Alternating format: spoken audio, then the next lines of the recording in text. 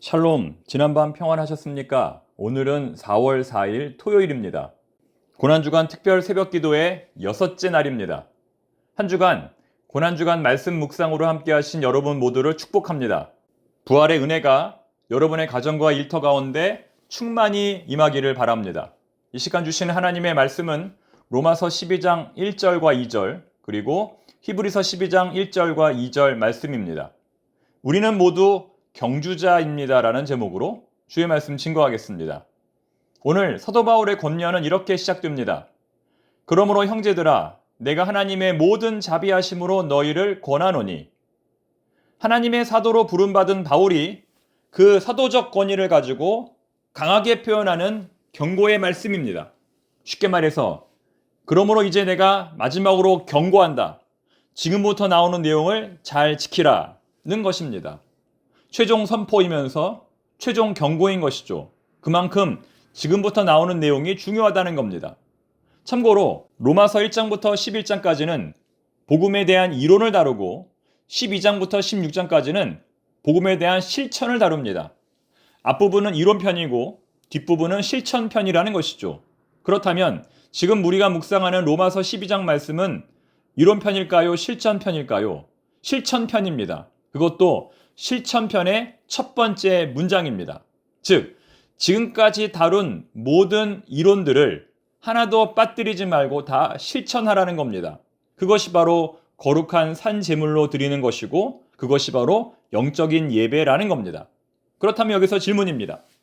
산 제물은 과연 무엇일까요? 산 제물은 과연 무엇일까요? 제물은 본래 죽은 것인데 어떻게 산 제물로 드리는 것이 가능할까요? 왜 바울은 지금 우리에게 너희 몸을 하나님이 기뻐하시는 거룩한 죽은 제물로 드리라고 하지 않고 산 제물로 드리라고 했을까요? 산 제물과 죽은 제물의 차이점은 과연 무엇일까요? 산 제물은 영어로 a living sacrifice, 살아있는 헌신, 자발적인 헌신입니다. 진심 어린 봉사와 섬김을 말하는 것이죠. 반면에 죽은 제물은 죽어있는 헌신, 형식적인 헌신이라고 할 수 있습니다. 즉, 똑같은 순종과 똑같은 예배를 드릴지라도 형식적으로 하지 말고 어떻게 해요? 자발적으로 하라는 겁니다. 여러분들은 지금 자발적으로 예배 드리고 있습니까? 자발적으로 봉사하고 있습니까? 자발적으로 헌신하고 있습니까? 집이 수원인 어느 권사님께서 고난주간 특별 새벽 예배를 드리기 위해 교회에서 주무십니다. 여러분, 이거 억지로 가능할까요? 만약 제가 우리 교회 권사님들에게 반드시 교회에서 주무시고 새벽 예배 하라고 한다면 가능할까요? 불가능할 것입니다. 자발적으로만 가능합니다. 그래서 제가 권사님께 한번 여쭈었습니다. 권사님, 아무래도 집보다는 많이 불편하시지요? 권사님 뭐라고 답했을까요? 아버지 집이 훨씬 더 편합니다. 여러분, 자발적으로 드리지 않는 예배, 자발적으로 드리지 않는 봉사, 자발적으로 드리지 않는 헌신은 반드시 부작용을 일으킵니다. 그러므로 우리는 예배를 드릴 때마다 봉사하고 헌신할 때마다 우리의 마음가짐을 돌아보아야 합니다. 물론 처음에는 자발적으로 시작했다가 나중에는 형식적이 되기도 합니다. 처음에는 뜨거운 마음으로 시작했다가 나중에는 마음이 냉랭해지기도 하죠. 그렇기 때문에 우리는 항상 우리의 마음가짐을 돌아보아야 합니다. 그럴 때 우리는 죽은 제물이 아니라 산 제물을 하나님께 드릴 수 있습니다. 또한 영적인 예배는 어떤 예배일까요? 여러분들은 지금 영적으로 예배 드리고 있습니까? 오늘 본문에 나오는 영적인 예배는 꿈과 환상을 보는 예배, 미래에 대한 예언을 하는 예배, 방언을 하고 죽은 자가 살아나는 기적이 일어나는 예배를 말하는 것이 아닙니다. 물론 그런 예배도 필요합니다. 하나님께서 필요하시면 그런 역사도 일으키십니다. 하지만 오늘 본문에 나오는 영적인 예배는 로마서 1장부터 11장까지의 내용을 정리하는 실천적 예배, 합리적 예배, 균형 잡힌 예배를 말하는 겁니다. 다시 말해, 오직 예수, 오직 기도, 오직 말씀에 따라 성령 충만한 삶을 살면서 동시에 넘어진 자를 일으키고 외롭고 사랑받지 못한 자들을 감싸 안으며 울부짖는 자들의 소리를 들으며 사회 제도를 바꾸며 성실과 정직으로 근무하며 진리를 행하며 진리를 말하며 언제나 겸손한 태도로 사는 것, 이것이 바로 영적인 예배입니다. 그렇기 때문에 참된 예배란 주일에 한 번 예배당에서 드려지는 것이 아닙니다. 날마다 숨쉬는 순간마다 우리가 직면한 삶의 현장에서 몸으로 드리는 겁니다. 이렇게 날마다 반복적으로 자신의 몸을 하나님께 거룩한 산제사로 드릴 수 있는 사람이 주일날 성전에서도 하나님께 거룩한 산제사를 드릴 수 있는 것입니다. 또한 이어지는 로마서 12장 2절 말씀 역시 우리 몸을 하나님께 산제물로 드리는 것에 대한 설명입니다. 너희는 이 세대를 본받지 말고 오직 마음을 새롭게 함으로 변화를 받아 하나님의 선하시고 기뻐하시고 온전하신 뜻이 무엇인지 분별하도록 하라. 사도 바울에게 있어서 마음은 그 무엇보다 중요한 개념입니다. 왜냐하면 마음이 변화되어야만 하나님께 온전한 제사를 드릴 수 있기 때문입니다. 오직 마음을 새롭게 함으로 변화를 받아 하나님의 선하시고 기뻐하시고 온전하신 뜻이 무엇인지 분별하도록 하라. 그런데 그 전제 조건이 이 세대를 본받지 말고입니다. 왜 그럴까요? 우리 인간에게는 무엇이든지 모방하려는 본성이 있기 때문입니다. 우리 인간에게는 좋은 것이든 나쁜 것이든 무조건 본받으려는 본성이 있기 때문입니다. 욕하면서 배운다는 말처럼 우리는 좋은 모범만 따라하는 것이 아니라 나쁜 모범도 따라합니다. 여러분, 어린아이들 앞에서 침뱉고 욕하는 모습 몇 번만 보여주십시오. 아이들은 금세 따라할 겁니다. 하지만 어린이들 앞에서 사랑하고 인내하고 겸손한 모습을 보여준다면 아이들도 금세 따라할 것입니다. 지금 우리에게는 두 가지의 모델이 있습니다. 하나는 이 세상이고 하나는 그리스도입니다. 이 두 모델은 완전히 정반대의 모델입니다. 우리는 이 모델 중 어떤 모델을 따라가야 할까요?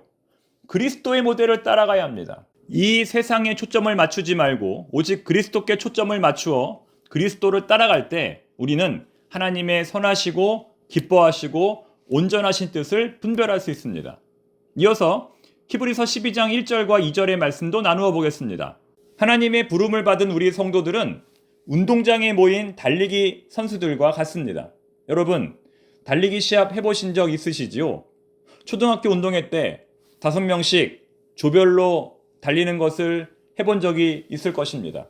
그때 얼마나 마음이 설레이셨습니까? 달리기를 잘하든 못하든 그 출발 전에 설레이는 상황은 오랜 시간이 지나도 우리 마음속에 남아 있습니다. 즉, 신앙생활이라는 것은 이러한 달리기 시합과 같다는 겁니다. 출발 전에 그 설레이는 상황, 관중들의 우람찬 함성 소리, 총성과 함께 달리는 여러 학생들, 어떤 이들에게는 이러한 모습이 즐거움으로 다가오지만 또 어떤 이들에게는 이러한 모습이 부담이 될 것입니다. 하지만 여기서 중요한 것은 우리를 격려하고 응원하는 수많은 사람들이 있다는 겁니다. 1절, 이러므로 우리에게 구름같이 둘러싼 허다한 증인들이 있으니, 이미 앞서간 우리 믿음의 선배들이 지금 우리를 향하여 열띤 응원전을 벌이고 있다는 겁니다. 베드로, 요한, 다윗, 요셉, 라합, 기드온, 삼선, 사무엘, 모세, 야곱, 에녹, 노아 등등등. 바로 앞장인 믿음의 장이라고 불리우는 히브리서 11장에 나오는 그 수많은 믿음의 선배들이 지금 우리를 향하여 열띤 응원의 박수를 보내고 있다는 겁니다. 어떻게 뭐라고 응원할까요? 신목사, 조금만 더 힘내. 이제 거의 다 왔어. 김 장로, 이제 결승선이 코앞이야. 조금만 더 힘내. 이 권사, 하던 대로 쭉 해. 승리가 코앞이야. 이렇게 응원의 박수를 보내고 있다는 겁니다.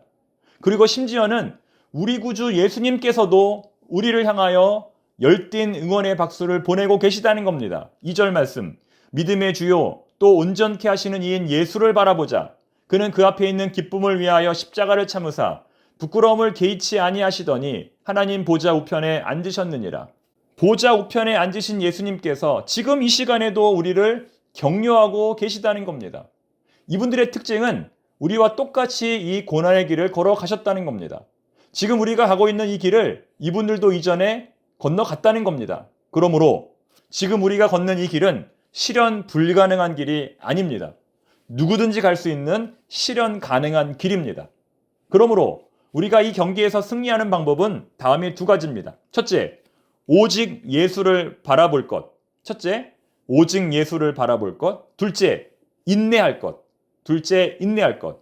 우리는 이 두 가지 중 어느 하나라도 놓쳐서는 안 됩니다. 우리의 인내와 세상 사람들의 인내는 어떻게 다를까요? 우리의 인내는 목표가 분명한 인내입니다. 그냥 인내가 아니라 오직 예수 그리스도라고 하는 목표가 분명한 인내입니다. 오늘도 그 목표가 되시는 예수님께 초점을 맞추고 믿음의 길을 걸어갈 수 있는 우리 모두가 되기를 바랍니다. 기도하겠습니다. 하나님 아버지, 오늘도 우리를 격려하시고 응원하시는 수많은 함성 소리를 듣게 하시니 감사합니다. 오직 예수님 바라보며 끝까지 인내하는 저희들이 되게 하옵소서. 예수님의 이름으로 기도드립니다. 아멘.